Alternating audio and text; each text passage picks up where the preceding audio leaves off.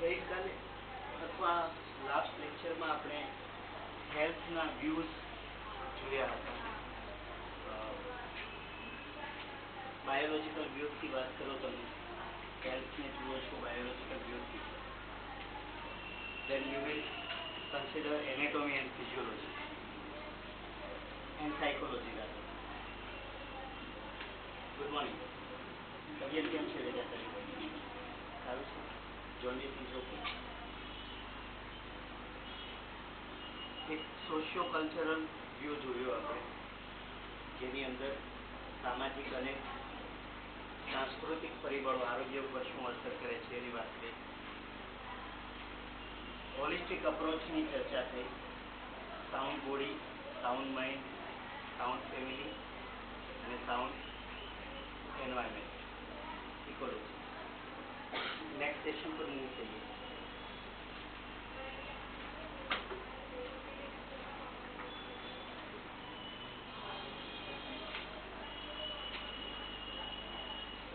Disease એટલે શું? આપણે અગાઉ વાત કરી હતી, ડિસ વત્તા રોગ માટે ડિઝીઝ શબ્દ વાપરીએ છીએ. Now you just tell me what is the reason of disease? રોગનું કારણ શું? રોગ થવા પાછળનું કારણ શું?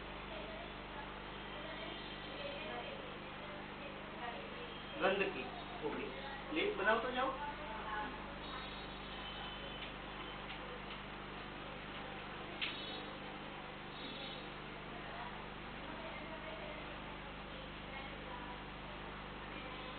બીજા કોઈ કારણ? સ્વચ્છતાનો અભાવ એટલે ગંદકી, એક જ. બીજું કઈ એડ કરશો?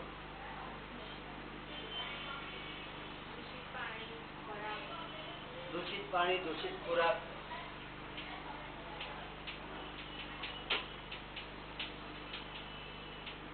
હજી કઈક ઘટે છે દૂષિતમાં? હવા, પ્રદૂષણ.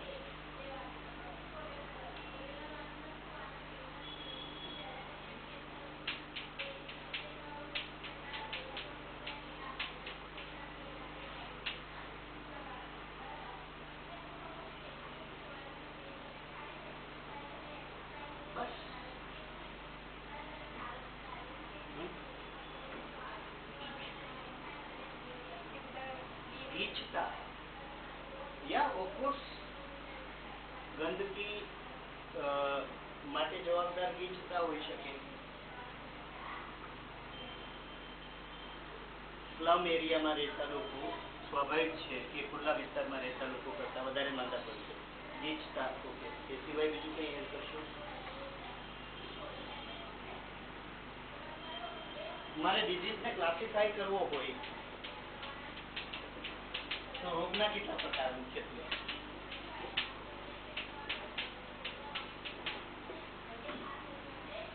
બે. યસ, કયા કયા? ચેપી અને બિનચેપી. કોમ્યુનિકેબલ અને non communicable. What is the difference? Micro ઓર્ગેનિઝમના ઇન્ફેક્શનના કારણે જે રોગ ઉદ્ભવે એને શું કહીએ આપણે? ચેપી રોગ, કોમ્યુનિકેબલ ડિઝીઝ. અને જેમાં વાયરસ, બેક્ટેરિયા, ફંગસ, પેરાસાઇટ સંકળાયેલા નથી એના કારણે રોગ થાય એને શું કહેશું આપણે? Non communicable. બીજું કોઈ વાત પાડવો હોય તો? નોન કોમ્યુનિકેબલના પ્રકાર પાડીએ. ચાલો. ચેપી તો બહુ સિમ્પલ છે, સરળ. મચ્છર કરડ્યું. મચ્છર કરડ્યું શા માટે? મચ્છર કરડ્યું તો શું આવ્યું?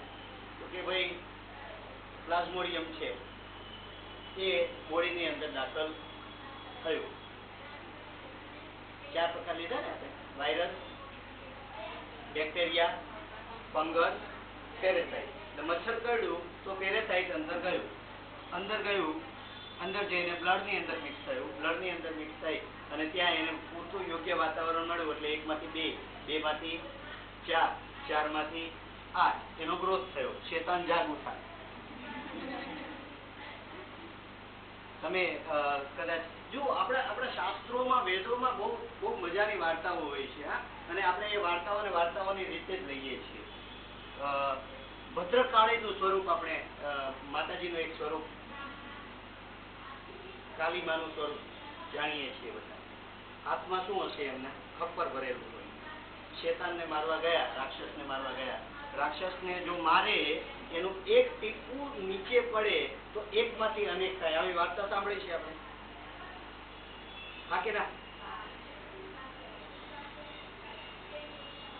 કોને માર્યો તો? ચામુંડામાં એ ચંડ અને મુંડને માર્યા હતા, બરાબર?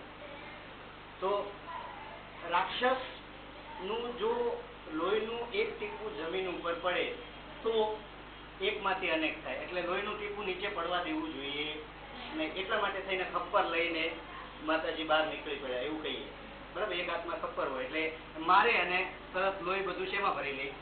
ખપ્પરમાં. નીચે પડવા દે નહીં, કારણ કે નીચે પડવા દે તો એકમાંથી અનેક થાય. આ એકમાંથી અનેકની થિયરીને તમે વૈજ્ઞાનિક રીતે લો તો સમજ પડે એવી સમજ પડશે કે કોણ? Micro organism. હું શેતાન શબ્દ ઓફિશિયલી જ વાપરું છું. વાયરસ, બેક્ટેરિયા આ બધા રાક્ષસો છે જે હા જે રોગ માટે કારક છે. વાતાવરણમાં હશે ત્યારે નિર્જીવ હશે. વાતાવરણમાં હશે ત્યારે નિર્જીવ હશે. જો બોડીની અંદર ગયા તો બોડીની અંદર ગયા પછી એનો ગ્રોથ ચાલુ થઈ જાય અને સજીવ બની જાય. એટલે બેસિકલી આપણી આ જે વાર્તા છે, કદાચ તમે એને જો સાયન્ટિફિક અપ્રોચથી જુઓ તો લોહીનું ટીપું નીચે પડવું જોઈએ નહીં. મતલબ કે જે તે માઇક્રો ઓર્ગેનિઝમને કિલ કરવા માટેની મેથોડોલોજી એ છે કે તમારે એનો નાશ કરવો પડે કમ્પ્લીટલી, અને એનું સ્પ્રેડિંગ નહીં થાય એનું ધ્યાન રાખવું પડે. સમજો છો હું જે વાત કરવા માંગુ છું એ? સો એક communicable disease, virus, bacteria, fungus, parasite, અલગ અલગ પ્રકારના માઇક્રો ઓર્ગેનિઝમના ચેપના કારણે રોગ થાય એને આપણે કોમ્યુનિકેબલ ડિસીઝ કહીએ. As per WHO over 70% disease are communicable disease. 10 રોગ લો છો એમાંથી 7 રોગ મિનિમમ કેવા હશે? ચેપી રોગ હશે. ઉદાહરણ લઈ લઈએ આપણે. બોલો કોઈ એક રોગનું નામ. મેલેરિયા ચેપી કે બિન ચેપી? મચ્છર કરડવાથી થાય ચેપી. કોઈ એક રોગનું નામ નથી આવડતું. વ્હાઇટ એપ્રોન શેના માટે પહેરો? ડેન્ગી મચ્છર કરડવાથી થાય. ચેપી કે બિન ચેપી? ચેપી. શરદી અને ખાંસી રોગ છે? પેલા તો એ નક્કી કરો. ના, એટલે શરદી અને ખાંસી રોગ છે કે નથી?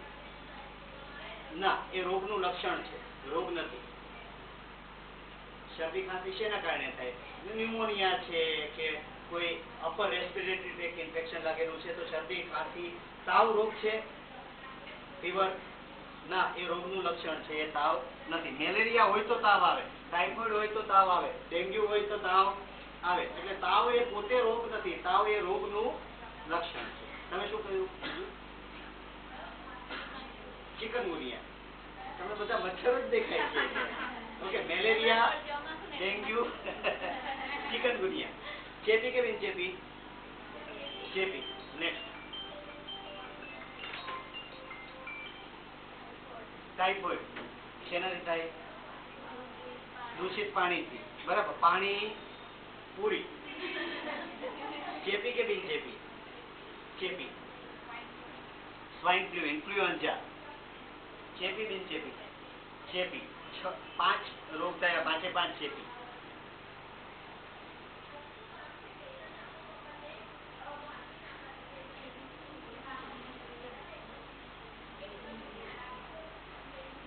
Okay, next. યાદ કરો બસ. Heart disease, like it's a group of disease. ઘણા બધા રોગો, એમાંનો એક હાર્ટ ડિઝીઝ. માયોકાર્ડિયલ ઇન્ફાર્ક્શન ચેપી કે બિન ચેપી? બિન ચેપી. યાદ આવ્યું કઈ? ખડકવા, રેબીઝ શેનાથી થાય? ખાલી કૂતરું કરડે તો જ હડકવા થાય. કૂતરાની લાળમાં જ હોય કે મોટા ભાગના પ્રાણીઓની લાળમાં રેબીઝના વાયરસ હોય. મોટા ભાગે હડકાયું કૂતરું હશે તો ઇન્ફેક્શનના ચાન્સીસ વધારે. ચેપી કે બિનચેપી? ચેપી. ટીબી, ટ્યુબરક્યુલોસિસ, ગુજરાતીમાં શું કહેવાય એને? ક્ષય. બરાબર. ચેપી બિનચેપી શેનાથી ફેલાય? ડ્રોપલેટ ઇન્ફેક્શન, હવા દ્વારા. બરાબર. નહીં. Artificial. Bacteria. Bacteria is no disease. Bacteria તો માઇક્રો ઓર્ગેનિઝમ છે. રોગનું નામ આપો.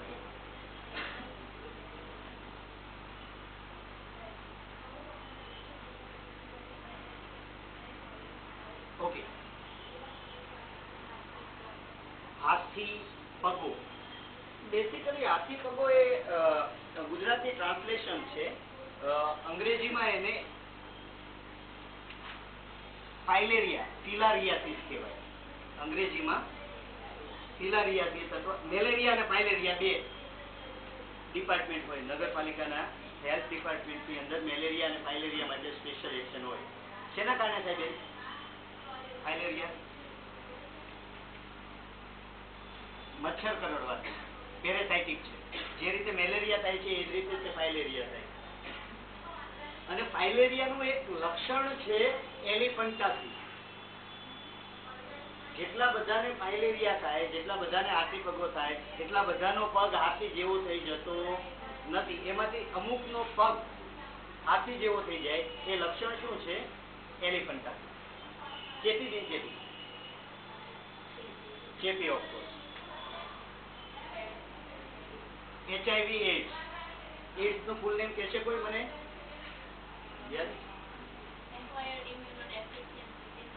Acquired immuno deficiency syndrome. કયા પ્રકારની બીમારીમાં આવશે? ચેપી. જાતિ રોગ છે. Sexually transmitted disease, STD,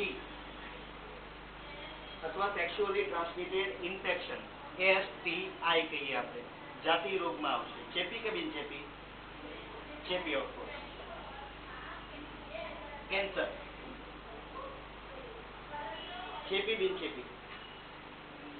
બિનચેપી. શેના કારણે થાય? હજુ આપણા બધાના મગજમાં એક વસ્તુ, મોટા ભાગના લોકો એવું માનતા હોય છે કે કેન્સરના જીવાણુ હોય.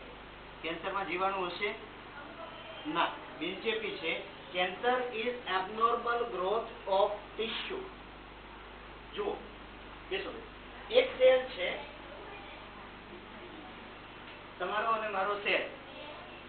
લાઈફ ટાઈમ આનો આ જ રહેશે કે બદલાશે? શું થશે? એને એજિંગ થશે, ઘસારો લાગશે, અથવા ડેમેજ થશે, કા નુકસાન થશે. દાખલા તરીકે હું અહીંયા ભટકાયો એટલે સેલ ડેમેજ થયો. ડેમેજ થયો પછી એની જગ્યાએ બીજા સેલ વાગ્યું હોય તો તરત પછી એ રૂજ આવી જાય ને પછી નવો સેલ આવે. તો જૂના સેલની જગ્યાએ નવો સેલ આવે. અથવા તો એક ઉંમર પછી જૂના સેલ મૃત્યુ પામે અને એની જગ્યાએ નવા સેલ આવે.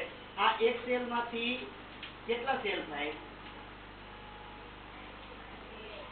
2. ક્યારે? જ્યારે આપણો વૃદ્ધિ અને વિકાસ થતો હોય ત્યારે એક સેલ માંથી 2 સેલ થાય. અને આ 2 સેલ થાય એટલા માટે થઈને શરીર આપણું વધે, વૃદ્ધિ અને વિકાસ થાય. નાના બચપણથી લઈ અને યુવાવસ્થા સુધી આ પ્રક્રિયા ચાલે. ત્યારબાદ શું થશે? એક સેલ માંથી કેટલા સેલ બને? 1 બને. જૂનો નાશ પામે, એની જગ્યાએ નવો રિપ્લેસ કરે. This is mitosis and meiosis. 2 પ્રક્રિયા હોય સેલ ડિવિઝનની. અને સેલ ડિવિઝન કહીએ આપણે. એનાટોમીમાં કદાચ ચર્ચા થઈ હશે, સાહેબે વાત કરી છે. બરાબર. એક સેલ નાશ પામે, એની જગ્યાએ બીજો સેલ આવે. હવે આના મિકેનિઝમમાં કોઈ જગ્યાએ ખામી સર્જાય અહીંયા ડીએનએ માં, અને એક સેલના બદલે ઘણા બધા સેલ બની ગયા તો શું થાય? તો ત્યાં લંપ થઈ જાય. એક આખો ભાગ ઉપસી આવે, ગાંઠ થાય. આ ગાંઠ એટલે કેન્સર. શા માટે થાય એમાં અત્યારે પડતા નથી, આપણે ભણીશું. કોમ્યુનિકેબલ નોન કોમ્યુનિકેબલ ડિઝીઝની ચર્ચા થશે. પણ ગાંઠ એટલે શું? બ્લડ કેન્સરમાં ગાંઠ નથી થતી. બ્લડ કેન્સરમાં WBC નું પ્રમાણ વધવા મળે. વ્હાઇટ બ્લડ છે, શ્વેત કણો, એનું પ્રમાણ એબનોર્મલ થઈ જાય અને WBC વધે એટલે RBC બનતા અટકાવે. એને શું કહીએ છીએ આપણે? Blood cancer. આ સાદું કેન્સર છે જે સ્કિન ઉપર હોઈ શકે, જે આંતરડામાં હોઈ શકે, જે લંગ્સમાં હોઈ શકે, મોઢાનું કેન્સર છે, એ બધામાં આ મિકેનિઝમ. ચેપી બિનચેપી કેન્સરના પેશન્ટને છૂટું કરવાની જરૂર ખરી ફેમિલીમાંથી? નહીં. યસ. કોલેરા શેના કારણે થાય?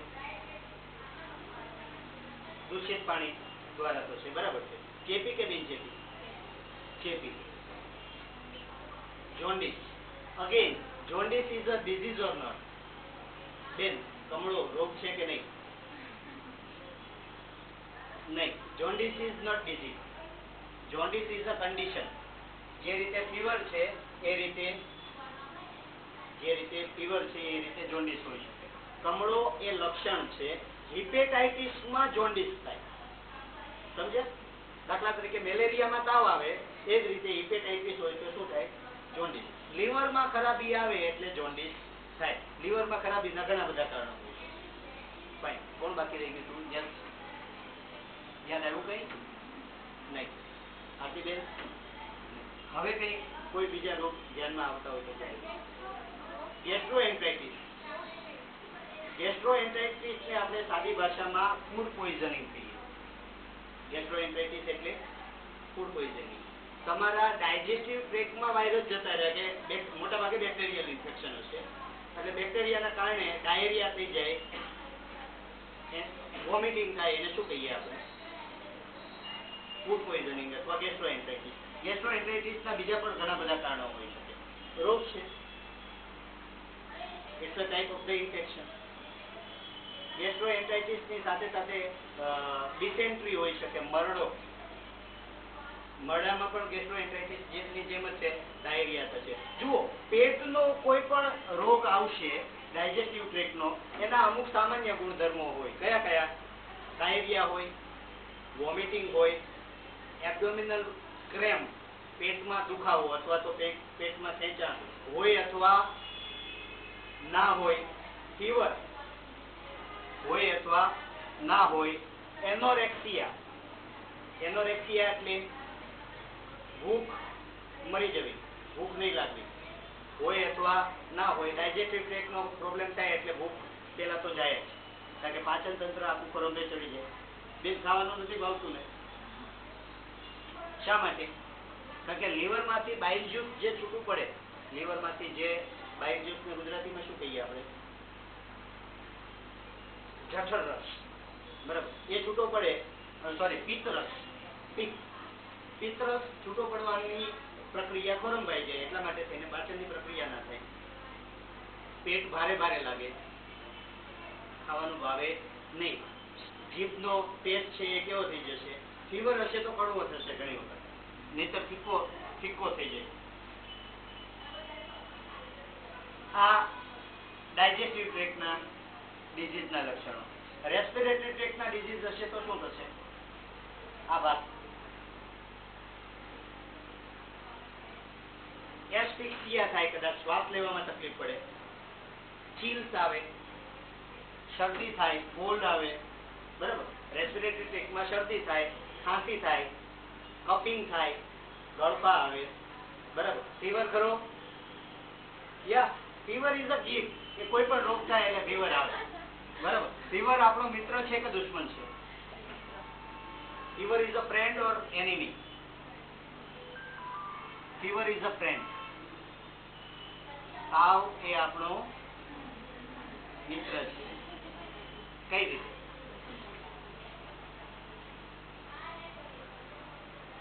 કુદરતે એવી વ્યવસ્થા ગોઠવી છે કે મોટા ભાગના માઇક્રો ઓર્ગેનિઝમ 103, 104, 105 ડિગ્રી ફીવર જાય 103-104 ડિગ્રી ફેરનહીટ પર મોટાભાગના માઇક્રો ઓર્ગેનિઝમનો નાશ થઈ જાય.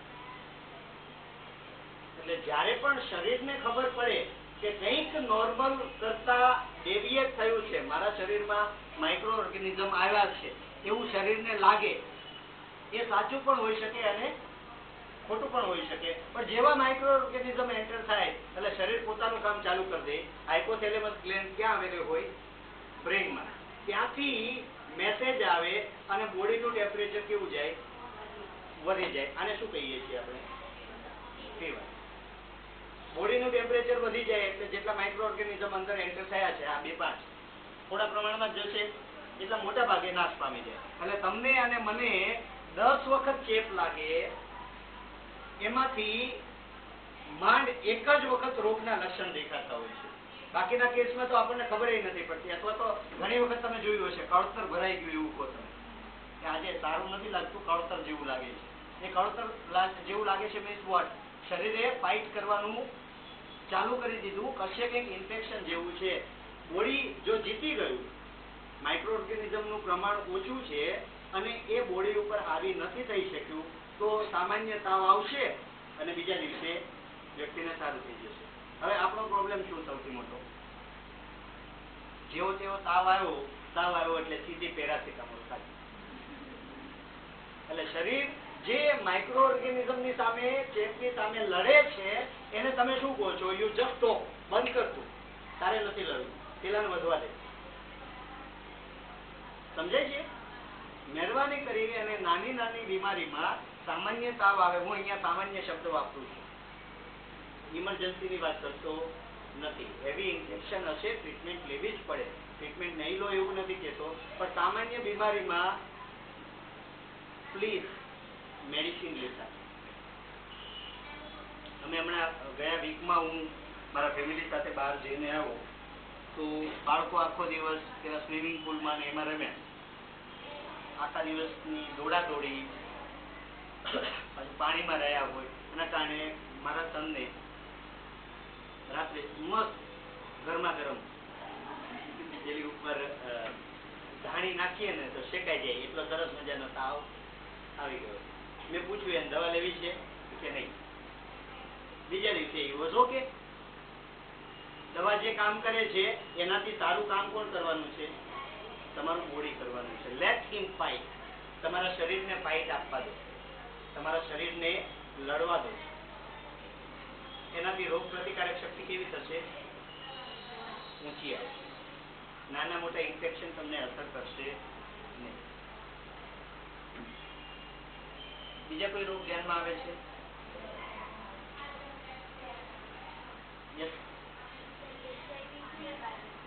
HIV શેના કારણે? Sexually transmitted disease. HIV એ રોગ નથી. હ્યુમન ઇમ્યુનો ડેફિશિયન્સી વાયરસ ના કારણે એઇડ્સ થાય. HIV ના કારણે શું થશે? એઇડ્સ થશે. એઇડ્સ શું છે? જાતિ રોગ છે. એઇડ્સ 3 પ્રકારે થાય. એક અસુરક્ષિત જાતિ સંબંધના કારણે, જે વ્યક્તિને HIV નો ચેપ લાગેલો છે, લક્ષણો હોવા જરૂરી નથી, હા, જેના બ્લડમાં HIV જતો રહ્યો એ વ્યક્તિની સાથે અસુરક્ષિત જાતિ સંબંધના કારણે 85% કરતા વધારે એઇડ્સના પેશન્ટનું કારણ અનપ્રોટેક્ટેડ સેક્સ્યુઅલ રિલેશનશિપ હોય. બીજું, જે માતાને HIV નો ચેપ લાગેલો છે એના ગર્ભસ્થ શિશુને, અહીંયા શબ્દ સમજો, ગર્ભસ્થ શિશુ એટલે ઇન્ફેક્શન લાગ્યા પછી પ્રેગ્નન્સી રહી છે તો ગર્ભસ્થ શિશુને. અને ત્રીજું,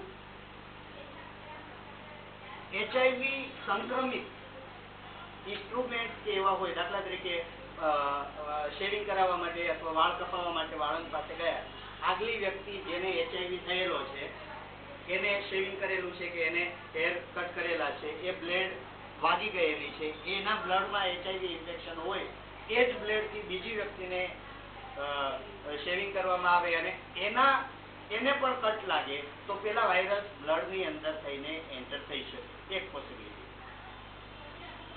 HIV ના પેશન્ટની ટ્રીટમેન્ટ ઇન્જેક્શન આપ્યું છે, એ જ નીડલથી તમે બીજા વ્યક્તિને ઇન્જેક્શન આપો બાય મિસ્ટેક, અથવા એચઆઈવી ના ઇન્જેક્શન આપ્યું છે, એ નીડલ ભૂલથી તમને વાગી ગઈ, health worker is on the risk of HIV.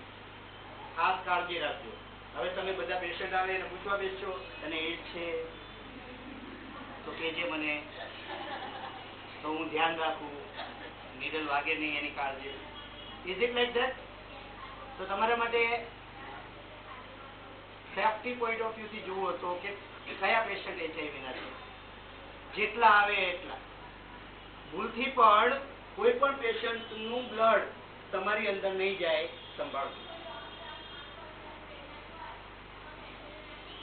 Operation theatre ની અંદર એચઆઈવી ના પેશન્ટ નું ઓપરેટ કર્યું છે અને એનું પ્રોપર ઓટોક્લેવિંગ થયું નથી, એને સાફ નથી કરાય ઇન્સ્ટ્રુમેન્ટ પ્રોપરલી, ઓટોક્લેવ નથી કરાયા, ડિસઇન્ફેક્ટ નથી થયા, તો એ ઇન્સ્ટ્રુમેન્ટ બીજી વ્યક્તિમાં વાપરો તો ચેપ લાગવાના થાય.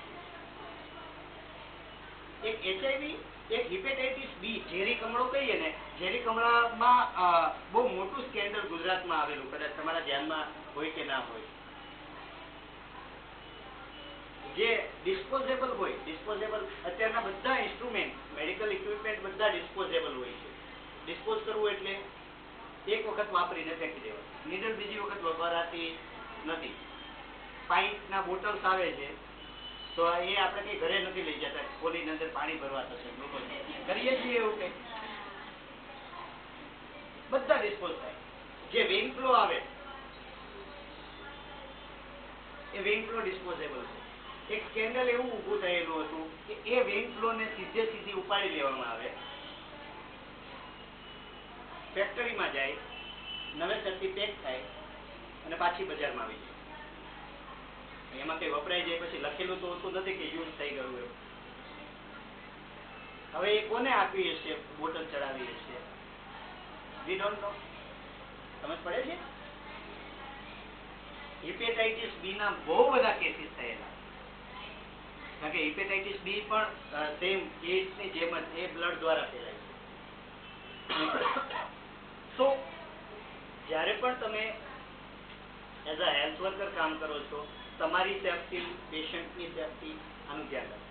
એટલે આપણે જે આ પેલું એક માનસિકતા એવી છે કે ભાઈ એઇડ્સ જાતિ રોગ છે એટલે ફક્ત ને ફક્ત જાતિ રોગ હોવાના કારણે સેક્સ્યુઅલી ટ્રાન્સમિટેડ ડિઝીઝ તરીકે જ તે ફેલાય છે, એવું નથી. ઘણી વખત કેર લેવામાં નહીં આવે પ્રોપરલી તો પણ એઇડ્સ થવાના ચાન્સીસ રહેતા હોય છે.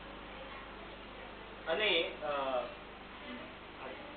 કારણ કે જાતિ રોગ છે અને પતિને થયેલો હશે તો પતિને ગિફ્ટમાં મળે, પત્નીને ગિફ્ટમાં મળી જશે. This is one of the very crucial type of the thing. અને XYZ રીઝનથી વ્યક્તિને એઇડ્સ થયેલો છે, પછી સમાજ એની સાથે બહુ ખરાબ વર્તન કરે છે. આપણો બધાનો પ્રોબ્લેમ સૌથી મોટો એ છે કે આપણે બધાને આમ આંગળી લાંબી કરવી હોય ને તો સરસ રીતે કરી દઈએ, બરાબર. સામી મારી બાજુ 3 છે હું નહીં જોઉં ક્યારેય, હું તમારી સામે એક આંગળી લાંબી કરીશ. એટલે એઇડ્સનું પેશન્ટ, કેન્સરનું પેશન્ટ અને ઘણા બધા લોકોને, સ્કિન ડિઝીઝ વાળા લોકોને પણ આ જ વસ્તુ થતી હોય છે. એકદમ આઇસોલેટ કરી દે સમાજ, એને વિકાસની દ્રષ્ટિએ જુએ. કોડ કહીએ ને, રક્તપિત્ત, લેપ્રસીમાં પણ આવું કરવામાં આવે. શું માનવામાં આવે છે? ગયા જન્મે પાપ કર્યા હોય એ પાપ એટલે કોડ. આવું હોતું નથી. તમારી પાસે બીઈંગ અ મેડિકલ પ્રોફેશનલ અને બીઈંગ અ હેલ્થ વર્કર, તમારી પાસે જ્યારે પેશન્ટ આવે, કોઈ પણ રોગ લઈને તમારી પાસે પેશન્ટ આવે ત્યારે તમારે ઈશ્વર થઈ અને એનો ન્યાય કરવાની જરૂર નથી. એને પાપ કર્યા કે પુણ્ય કર્યા અને એના કારણે ભોગવે છે કે નથી ભોગવતા એમાં પડવાની તમારી જરૂર નથી. તમારું કામ શું છે? એને જે તકલીફ છે એમાંથી એને બહાર કાઢવા માટે તમારાથી થતા બધા જ પ્રયત્ન. Is it clear? ફાઇન. તો 2 પ્રકારના રોગ છે. આપણે આખા નવા ટોપિક પર જતા રહ્યા પણ જરૂરી લાગે છે. ધીસ ઇઝ ઇન્ફોર્મેટિવ ના? સમજ પડે છે? Communicable disease then non communicable disease. બિનચેપી રોગ શેના કારણે થાય? પ્રકાર કયા? નોન કોમ્યુનિકેબલ ડિઝીઝમાં સૌથી મોટી રેન્જ છે લાઇફસ્ટાઇલ ડિઝીઝ સૌથી મોટી રીત છે. 20મી સદીને અને એની પહેલાની સદીઓને કોમ્યુનિકેબલ ડિઝીઝની સદી તરીકે ઓળખવામાં આવતી, કારણ કે ત્યારે વિજ્ઞાન એટલું આગળ નહોતું અને લોકોને ખબર નહોતી કે ચેપી રોગો શું કહેવાય. એટલે ચેપની સામે રક્ષણ આપવામાં વ્યક્તિ કાચી પડતી. ત્યારે વેક્સિન હતી નહીં, બરાબર. ત્યારે કોઈ પણ ચેપ કેમ ફેલાય એના વિશેની માહિતી હતી નહીં.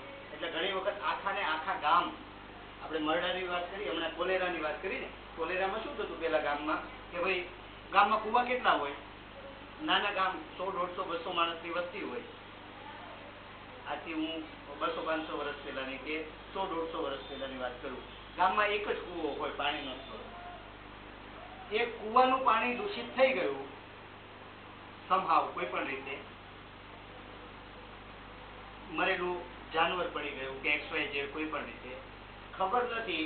સવારે 8 વાગે આખું ગામ ત્યાંથી પાણી લઈ જાય. 8 થી 9, 10 ના ગાળામાં બધા પાણી પીવે અને 11-12 વાગે ત્યાં સુધીમાં મે બી 150 માંથી 100 જણાને ઝાડા ઉલટી થઈ જાય અને 4, 5, 7 વાગે ત્યાં સુધીમાં એ 100 માંથી લગભગ 25-30 ઉકલી જાય.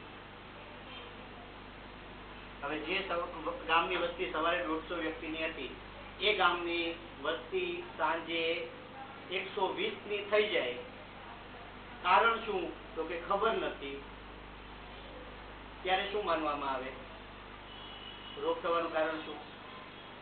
દૈવી પ્રકોપ. મારા ગામ ઉપર કઈક દૈવી પ્રકોપ ઉતરી આવ્યો છે. કારણ કે આપણી પાસે કારણ નથી. જયારે કારણ નહીં હોય ત્યારે આપણે ઈશ્વરને, જયારે કારણ ખબર હશે, આપણને ફેક્ટ ખબર હશે, ત્યારે આપણે વિજ્ઞાન કહીશું, અને જયારે અજ્ઞાન હશે ત્યારે ઈશ્વર પાસે જતા રહીશું. બરાબર. દાખલા તરીકે આ પંખો કેમ ફરે? તો તમારી પાસે કારણ છે એનું કે ભાઈ ઇલેક્ટ્રિકલ સપ્લાય જાય અને રોટર અને મોટર અને ફલાણું ઢીકણું મિકેનિકલ જે કંઈક હોય એના કારણે પંખો ફરે, એના કારણે હવા ફેલાય. તો તમને જરાય નવાઈ લાગતી નથી. પણ તમને કારણ ખબર નહીં હોય તો તમે શું કહેશો? ચમત્કાર છે. આજથી 200-300 વર્ષો પહેલા આગમણી થઈ હતી કે દોરડે દીવા થશે. દોરડે ત્યારે તો દીવો જતો સાદો. ભવિષ્યમાં દોરડે દીવા થશે. અત્યારે થાય છે દોરડે થાય છે દીવા. દીવો ક્યાં થાય છે? તો સ્વિચ પાડો, દોરડાથી થાય છે. તો જ્યાં સુધી વિજ્ઞાન છે ત્યાં સુધી ઈશ્વર નથી. વિજ્ઞાન પૂરું થાય ત્યાંથી ઈશ્વર શરૂ છે. હું અહીંયા ઈશ્વર એટલે શ્રદ્ધાના તત્વની વાત નથી કરતો, અને કદાચ શ્રદ્ધાના તત્વથી વિશેષ જાઉં તો અંધશ્રદ્ધા પોઈન્ટ ઓફ વ્યૂ થી વાત કરું છું.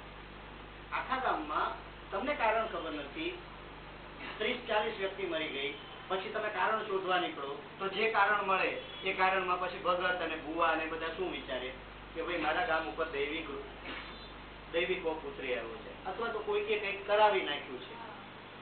બરાબર. તો હવે એનું સોલ્યુશન શું? તો સોલ્યુશન દોરા ધાગા કરવામાં આવે, બરાબર, માળા પહેરાવવામાં આવે, ભગત આવે, ભુવા આવે, દાખલા આવે, ધૂણવાનું આવે. It's a complete science. It's a type of the science. આ એક પ્રકારની રેમેડિયલ મેથડ છે. આનાથી ફાયદો થાય ખરો? દોરો બાંધવાથી કે માળા પહેરવાથી ફાયદો થાય? કેટલી બહેનો માને છે ફાયદો થાય? એક પેરી અડધો જે પહેરીએ છે, બધા પહેર્યા છે ને, દોરા ધાગા કહીએ, નથી પહેર્યા? ફાયદો થાય? થાય. તો આ પૂછો કરે બે દોરા ધાગાથી ફાયદો થાય છે કે નથી થતો? તો શા માટે પહેરો? શોખ? ના, શોખ માટે. મમ્મીએ કીધું એટલે પહેરવું પડે છે, કે પપ્પાએ કીધું પહેરવું. હું માનું છું કે નથી માનતો, પણ મારા વડીલો કે એને આમન્યા જાળવવા માટે થઈને ઘણી વખત આપણે પહેરી દઈએ. એક. બીજું, તમે પોતે વિશ્વાસ કરો છો કદાચ કે હા થાય છે ફાયદો, તો આન્સર ઇઝ ધેટ કે હા ફાયદો થાય. દોરા ધાગાથી ફાયદો થાય. શું ફાયદો થશે? વ્યક્તિ માનસિક રીતે મજબૂત થશે કે હા, હવે મને દોરો બાંધી દીધો ને એટલે હવે મને વાંધો આવશે નહીં. અને જેવું મન એમ કહે કે મને વાંધો નહીં આવે, એવો 75% રોગ ગયો. કારણ કે બીમારી મેં વાત કરી હતી 100% માંથી 75% માનસિક છે અને 25% મને તમે ગમે એવા દોરા બાંધો, મને દોરાથી ફાયદો થાય નહીં, કારણ કે હું માનતો જ નથી. તમારામાં કોઈનામાં ત્રેવડ હોય, કોઈને આવડતું હોય કાલા જાદુ, જાદુ ટોના, બરાબર, તો તમે મારા ઉપર મૂઠ ચોટ ઘા કરી શકો છો. તમે મને એક વખત ધૂણાવીને બતાવો, હું નહીં ધૂણું. બાકી દશામાનું વ્રત આવશે તો તમારામાંથી 5 જણા જય માતાજી જય માતાજી થઈ જાય. ચાલો, શ્રદ્ધાનો વિષય છે, પણ અંધશ્રદ્ધાની હદ સુધી. શા માટે? માનસિકતા છે. તો માનસિકતાને તમે નેગેટિવ જ કેમ લો છો? માનસિકતા ની સારવાર જે કરવામાં આવે છે એટલે દોરા ધાગા બાંધવાથી ફાયદો થાય છે, 100% થાય છે. કોને? જે અજ્ઞાની છે એને. જે જ્ઞાની છે એને, જેને વિજ્ઞાન ભણી લીધું છે, એ તો દવા લઈ આવશે. દવા લઈ આવશે એટલે ફાયદો 100% થશે. એ શારીરિક પણ થશે અને માનસિક પણ થશે. પેલામાં કેવો થાય? ફક્ત માનસિક થાય. અને મોટા ભાગની બીમારીઓ ફક્ત માનસિક જ હોય છે, એટલે સાવ મટી જાય.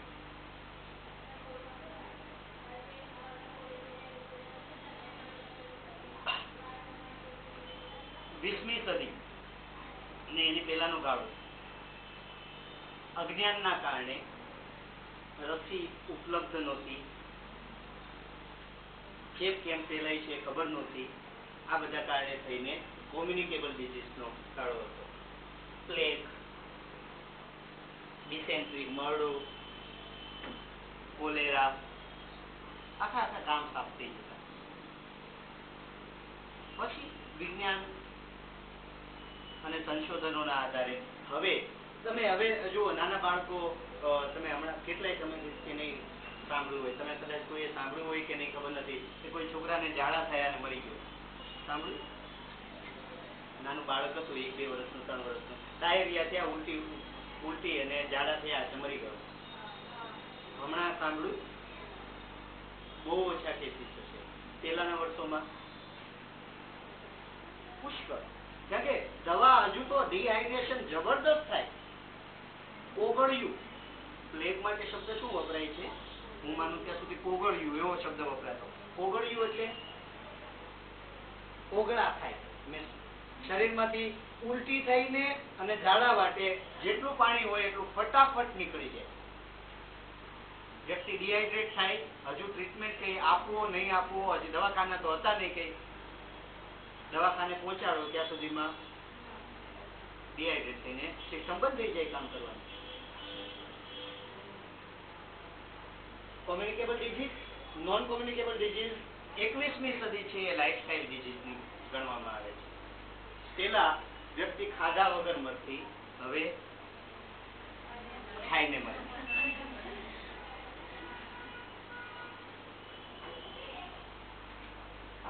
પેલા લોકો મોટર ખરીદવાની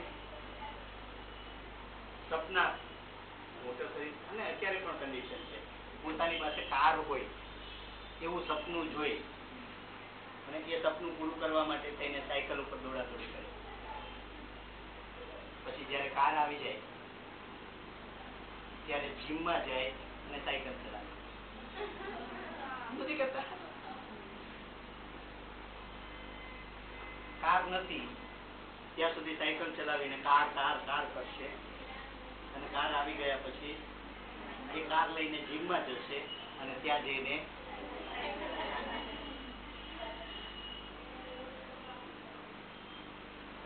જમવામાં જનરલી એવું જ હોય છે, જયારે જલેબી, પેંડા, મીઠાઈ આ બધું ખાવાનો શોખ હોય, ખાવી હોય, પૈસા ના હોય, ક્યાંથી ખાય? એટલે પૈસા પાછળ દોડે, એટલો દોડે કે પુષ્કળ પૈસા ભેગા કરી લે. અને એ પૈસાથી પછી જયારે જલેબી લેવા જાય ત્યારે ડાયાબિટીસ થયો. માણસ સતત દોડે છે, બરાબર, સતત અધૂરી ઈચ્છાઓ. This is our lifestyle. એની અસર ક્યાં આવે? સ્ટ્રેસ સ્વરૂપે આવે છે. Lifestyle disease, diabetes, cancer, smoking, alcoholism, તણાવયુક્ત જીવનશૈલી, ખોરાકમાં અનકન્ટ્રોલ ડાયટ પ્રોપર ના લેવાય, ચરબીવાળો ખોરાક હશે તો એનાથી ધમનીઓ કેવી થઈ જશે? કોરોનરી આર્ટરી બ્લોક થઈ જાય ને એના કારણે એટેક આવે. અત્યારનો સમય શેનો છે? ડાયાબિટીસ, સ્ટ્રેસ, હાર્ટ એટેક, આ બધા કેવા રોગ છે? લાઈફસ્ટાઈલ. બીજા રોગનો પ્રકાર કોઈ? રોગના કારણો જોઈએ છે આપણે. કારણો અને પ્રકાર ક્લાસિફિકેશનમાં આવશે. નોન કોમ્યુનિકેબલ,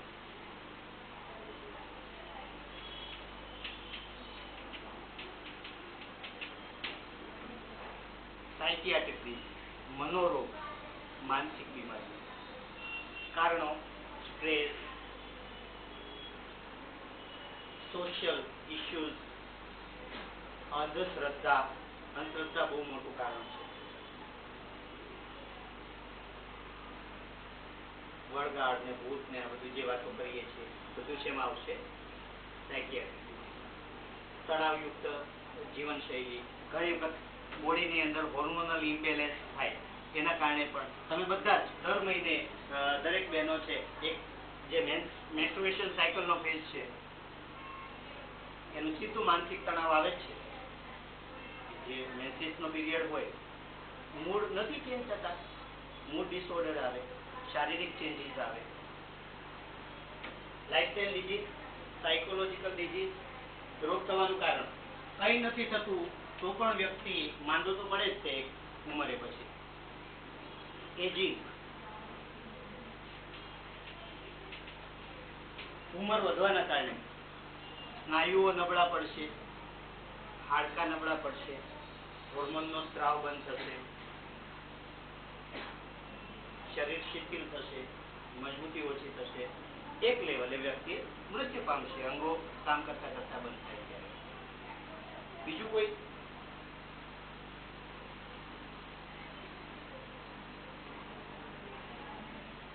રોગ પાછળનું કારણ બીજું કોઈ? લાઈફસ્ટાઈલમાં જ આવે છતાં પણ હું અલગ કરવા માંગુ છું. ન્યુટ્રિશન. ન્યુટ્રિશન એટલે પોષણનો અભાવ. વિટામિન બી ની ઉણપથી સ્કર્વી, સીથી થાય ને સ્કર્વી, બરાબર? બેરી અને સ્કર્વી અને રતાંધળાપણું. રતાંધળાપણાને શું કહીએ આપણે? Night blindness. લોહ તત્વની ઉણપ હોય તો એનિમિયા થાય, પાંડુ રોગ. કેલ્શિયમની ઉણપ હોય તો હાડકાં નબળા પડે.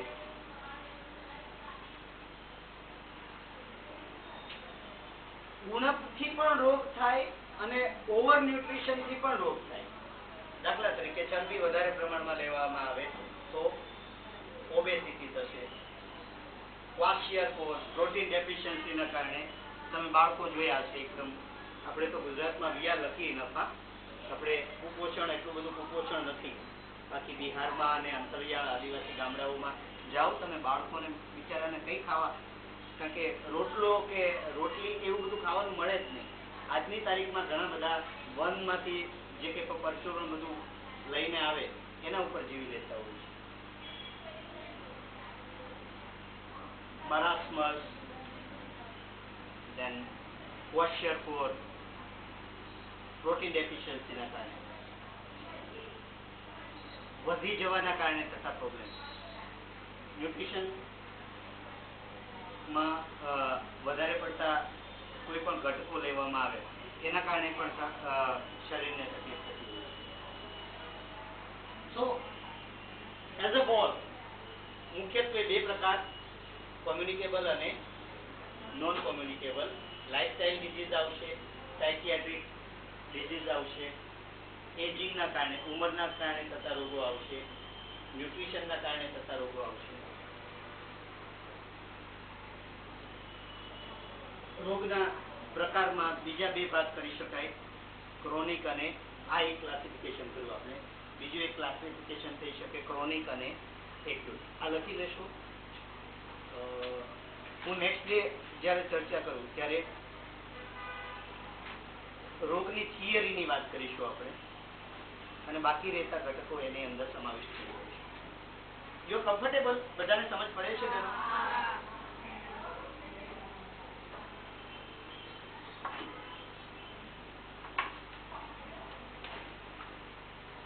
એક્ઝામ ક્યારે છે તમારી? Internal exam? ક્રિષ્ના નથી યાદ? ક્રિષ્ના 2-4 દિવસથી રજા પડશે. આરતીબેન, તમે સેન્ટર પર આવો ને તો તમારે એક્ઝામનું ટાઈમ ટેબલ સેટ કરવાનું એ યાદ કરી દેજો. કાલે તારીખ લઈ લેજો એક્ઝામ.